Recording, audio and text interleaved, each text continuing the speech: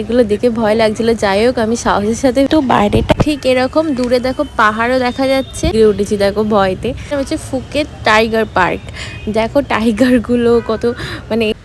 আর এইগুলো কি বলতো, নুডলসটা এই যে বানিয়ে নিচ্ছি, মশলাটা সবগুলো এখানে একদম ছোট ছোট কুচি কুচি করে দেওয়া গেছে যেহেতু, কিন্তু অনেকটা বড় জায়গা। অবশ্যই কিন্তু একটা কমেন্ট করো আর লাইক করে দিও।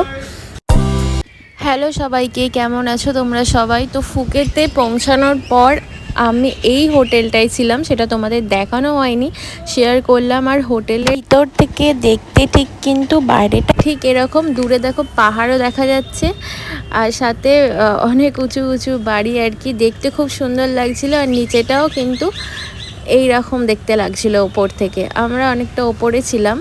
যাই হোক, তো দেখিয়ে দিলাম। এরপর যেখানে গিয়েছিলাম হচ্ছে ফুকেট টাইগার পার্ক। দেখো টাইগারগুলো কত মানে এইদিক ওদিক করছে। এখানে আসলে টিকিট আগের দিন থেকে বুক করা হয়েছিল ফোনের মাধ্যমে।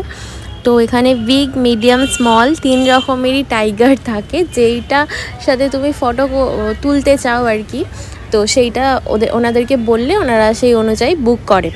তো আমি বিগ টাইগারটাই চুজ করেছিলাম। আর এখানে তো খুব টাইগারটা গরম হচ্ছে, মনে হয় পুলে নেমে গেছে। যাই হোক, বাইরে থেকে দেখে তো ভয় ভয় লাগছিল, কোনো দিন এরকম এক্সপিরিয়েন্স হয়নি যে বাঘের সাথে, বাঘকে খাঁচার ভেতরেই দেখে অভ্যস্ত ছোটো থেকে। তো এবার বাঘের সাথে একই জায়গায় বাঘের গায়ে টাচ করা, ফটো তোলা, এগুলো দেখে ভয় লাগছিল। যাই হোক আমি সাহসের সাথে ভিডিওটা বানিয়ে নিচ্ছিলাম। এই বাঘটা কিন্তু জেগেই ছিল, ও চোখ বুজিয়ে আছে। আর এখানে আমাকে গাইডটা বলছিল আর কি যে পায়ের পাতাটায় হাত বোলাতে, তো ও ঠিকরে উঠতে, আমিও ঠিকরে উঠেছি দেখো ভয়তে। এই দেখো কি অবস্থা। যাই হোক, তো এটা একটা দারুণ এক্সপিরিয়েন্স হলো। বাকি সব কিছুই করছিল না, চুপচাপই শুয়েছিল বাঘটা। আর আরও বাঘের সাথে ফটো তুলেছি, যেগুলো হচ্ছে বসেছিল। আর বাইরে থেকে যখন দেখছিলাম বাঘগুলো ওইভাবে মানে ছটপট করছে, এদিক ওদিক যাচ্ছে, তো ভয় লাগছিল। এরপর সাহসের সাথে বাঘটাকে সাথে ফটো ভিডিও করার পর আবার বাইরে থেকে কিছু ক্লিপ অ্যাড করে নিচ্ছিলাম।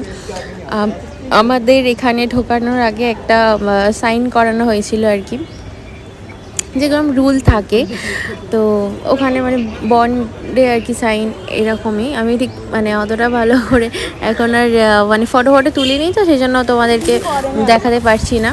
যাই হোক, এরপরে একটা মলে চলে এসেছিলাম, এই মলটা ঘুরে দেখব, ফুকেট সেন্ট্রাল। তো এখান থেকে চকলেট কিনেছিলাম, সাথে ম্যাঙ্গো স্মুদি টাইপেরই খেয়েছিলাম এখানেও, যেটা খেতে কিন্তু খুব ভালো ছিল। আর হচ্ছে পেয়ারা মাখার মলটাই ঘুরে ঘুরে তোমাদের দেখাচ্ছি। দেখো এখানে ফ্রুট আছে নানা রকমের, কি সুন্দর কালারফুল দেখতে লাগছে দূর থেকে ফলগুলো। যদিও আমাদের এখানে মলেও এরকমভাবে মানে সাজানো থাকে, তাই যাই হোক বিদেশের মল আর কি। অ্যাভোকাডো আছে, ওইখানে ড্রাই ফ্রুটও আছে রাখা কি সুন্দর করে, ফলগুলো একদম ফ্রেশ। আর কালারগুলো কি দারুণ লাগছে দেখতে, যা তোমাদের সাথে শেয়ার করছি আর কি। এখানে ঘুরে ঘুরে দেখছিলাম, চকলেট কিনেছিলাম, আর এখানে কত কলা। আর এখানে সব ড্রাই ফ্রুট রয়েছে একেবারে প্যাকেট করা সুন্দরভাবে। প্রাইসগুলো দেখছিলাম, ড্রাই ফ্রুট কেনার ইচ্ছে ছিল, ওটা কেনা হয়নি আর। তো আমি কিনেছিলাম হচ্ছে নানা রকম ফ্লেভারের চকলেট, এত বড় মানে প্যাকেটটা হয়েছিল চকলেট কিনে কিনে, যেটা আমি তোমাদের সাথে শেয়ার করেছি। ভিডিওটার দেখতে থাকো, আমি চকলেটটা কেনার পরে ভিডিওটা খুলে অ্যাড করে দিয়েছি। এখানে পেঁয়াজগুলো সাদা সাদা, আর এখানে নানা রকম ক্যান্ডি আছে একদম প্যাকেট করা, এখানে ফ্রুট আছে। আর এখানে এগুলো ওই যে চকলেটের মতোই। আর এইগুলো কি বলো তো, হাঁস এভাবে ঝোলানো রয়েছে, তো করে শেয়ার করলাম। এই যে এখান থেকে ম্যাঙ্গো স্মুদি কিনে নিচ্ছিলাম, এরা খুব সুন্দর করে একদম দিচ্ছিল সাজিয়ে গুছিয়ে। তো এটা দেখতে থাকো আর কি। এগুলো একেবারে চোখের সামনে বানিয়ে দিচ্ছিল, একদম ফ্রেশ আমগুলো, পুরো টেস্টটাও ছিল গাছের পুরো পাকা আমের মতন খেতে। তো সেটা এই ব্যাপারটা একদম ভালো লাগলো যে সামনে সামনে একদম রেডি করে বানিয়ে দিচ্ছিল। এটা একেবারে হচ্ছে মলের ফুড কোর্টের পাশেই এই আউটলেটটা আছে, হ্যালো ম্যাঙ্গো। আর এটার ওপরে কিছু স্লাইস করা ম্যাঙ্গো দিয়ে দিয়েছিল, তার জন্যে স্ট প্লাস স্পুন দুটোই দিয়েছিল। আর অনেকটা ঘন আর ঠান্ডা, খেতে একদম ঠান্ডা ঠান্ডা, যেটা একদম গরমের মধ্যে খুব ভালো লাগছিল খেতে, টেস্টটাও খুব সুন্দর ছিল।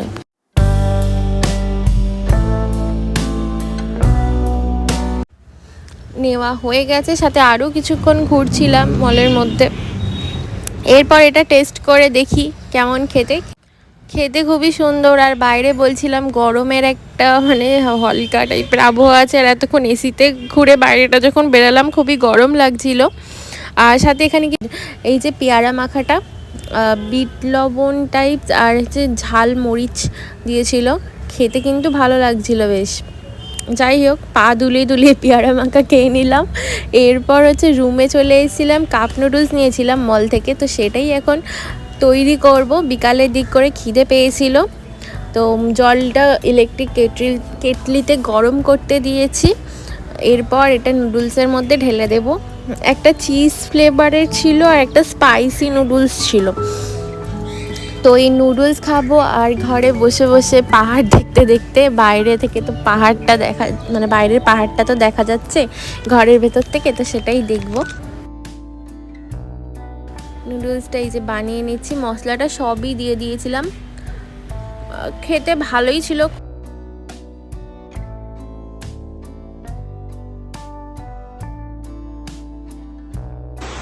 এরপর এখানে থাই ম্যাসাজ করাতে এসেছিলাম। থাই ম্যাসাজ তো কমপ্লিট। যখন এসেছিলাম ওয়েদার ভালো ছিল, এবার বেরিয়ে দেখি এরকম মুষলধারে বৃষ্টি হচ্ছে। এবার অনেকক্ষণ ওখানটাতে দাঁড়িয়েছিলাম, বৃষ্টি দেখছিলাম, কি করব, আটকে পড়েছি। ছাতা সেরকম কিছু বুঝতে পারিনি যে এত এরকম বৃষ্টি হবে। আর থাই ম্যাসাজ যখন করছিলাম তখন বৃষ্টিটা হলে ভালো হতো, দাঁড়াতে হতো না। তো সেটা থেমে যেতে এই চকলেটগুলো কেনা হয়েছিল, তোমাদেরকে যে দেখাবো বললাম দেখিয়ে দিলাম। আর সাথে হচ্ছে বিরিয়ানি অর্ডার করা হয়েছিল রাতে। বিরিয়ানিটা দেখো থাইল্যান্ডের, যেটা খেতে মানে খারাপ না, ওখানকার স্বাদ হিসাবে ঠিকই আছে, কিন্তু আমরা তো কলকাতার বিরিয়ানি খেয়ে খেয়ে অভ্যস্ত, তো এটা কেমন যেন লাগছিল। চিকেনগুলো এখানে একদম ছোট ছোট কুচি কুচি করে দেওয়া ছিল বিরিয়ানির মধ্যে। এই যে দেখো ছোট ছোট চিকেন, রায়তা দিয়েছিল।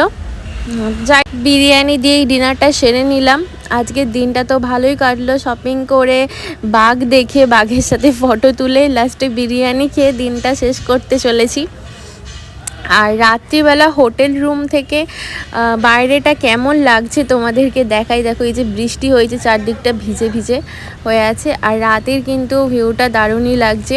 দূরে পাহাড়টা অতটা বোঝা যাচ্ছে না, অন্ধকার হয়ে গেছে যেহেতু, কিন্তু অনেকটা বড় জায়গা জুড়ে এই হোটেলটা ছিল, খুব সুন্দর লাগছে। আগের দিন বলেছিলাম ভিডিওয় তোমাদের ফুকেট ওয়াকিং স্ট্রিট দেখাবো, তো সেইখানেই চলে গিয়েছিলাম। এই ভিডিওর সাথে আমি এই ক্লিপটা অ্যাড করে দিলাম, তোমরা দেখে নাও।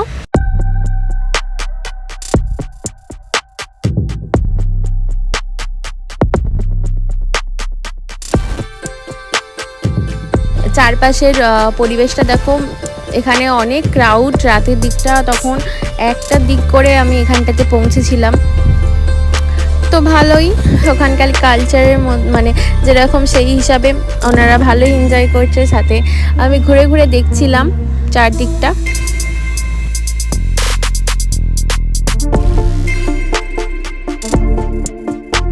এখানে আমি কিছু নিজের ক্লিপ অ্যাড করে নিয়েছি। কালারিং আলোতে আমার মুখটা কেমন লাগছে বলো? আমার তো বেশ ভালো লাগছে।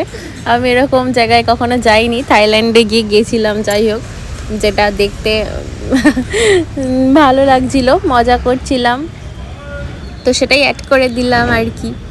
তো এই হচ্ছে আমার থাইল্যান্ডে কাটানো তৃতীয় দিন। তোমাদের ভিডিওগুলো যদি ভালো লেগে থাকে অবশ্যই কিন্তু একটা কমেন্ট করো আর লাইক করে দিও। এখানে এই যে গাড়িতে করে এবার হোটেল রুমে যাওয়ার জন্য যাচ্ছিলাম আর কি। আর এখানে গাড়িগুলো কিন্তু খুব ইন্টারেস্টিং, বিশাল বড় বড় গাড়ি। আর মাত্র মানে দুজন একজন করে যাচ্ছি, বেশ ভালো, বেশ রাজকীয়ভাবে একদম বসে বসে যাচ্ছি। এখানে হচ্ছে রাস্তাটা একদম ফাঁকা হয়ে গেছে, তখন প্রায় রাত 2-2:30 হবে। তো এই হচ্ছে আমার ভিডিও, এখানেই আমি শেষ করছি ভিডিওটা। তোমরা কিন্তু শেষ পর্যন্ত না দেখে যাবে না, পুরো ভিডিওটা দেখে তারপরেই যাবে, ঠিক আছে?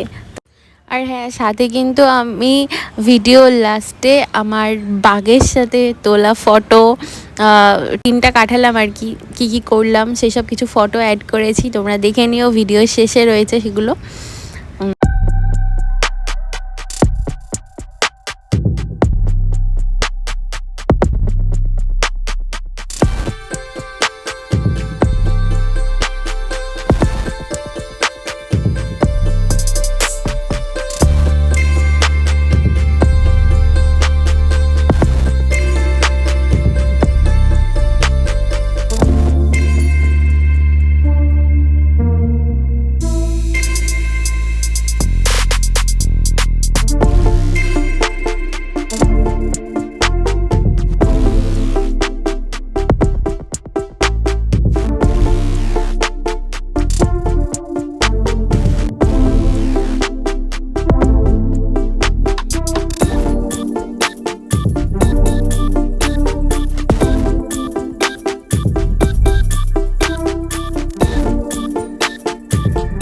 এই দেখো, তোমাদের বলছিলাম স্মল টাইগার ওইটা, আর এইগুলো হচ্ছে বিগ। কীরকমভাবে দেখছে দেখো, ভয় লাগছিলো দেখে। ফটো কিন্তু তুলেছি, এই বাঘটা একদম পুরো বসে আছে, একদম ফুল এনার্জিতে আছে। আর এই লেজটাকে ভয় ভয় ধরেছিলাম, কিছু করেনি, কিছু করবেও না, ওখানে ট্রেনার ছিল। আর এই যে এখানে মাথা দিয়েছিলাম ওর গায়ের ওপরে। কেমন এসছে ফটোগুলো অবশ্যই জানিও। আর এইটা হচ্ছে টাইগার পার্কের ঢোকার একদম মুখে, এই যে লেখা টাইগার পার্ক ফুকেট। এখানেও কটা ফটো তুলে নিয়েছিলাম, গাছগুলো দিয়ে এত সুন্দর ডেকোরেট করা ছিল। আর এই যে এটাও খুব সুন্দর দেখতে, এটারও একটা ফটো তুলে নিয়েছিলাম, সেটাও তোমাদের সাথে শেয়ার করে নিলাম।